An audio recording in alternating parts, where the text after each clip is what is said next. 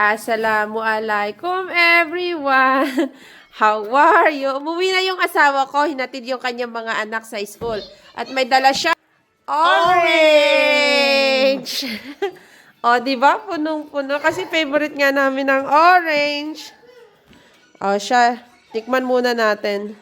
Tapos may uwi pala yung asawa ko na chicken wings, favorite. Sabi ko, bakit ang tagal-tagal niyang umuwi? Ang dami niyang dahilan. Sinabi niya, traffic daw, ano ba daw? O, hindi naman niya sinabi na bumili pala siya ng manok at saka nung orange.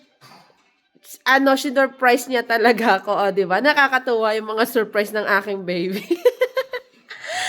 Talaga nakakabusog.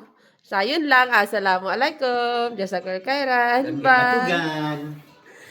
No to batugan. Is cool.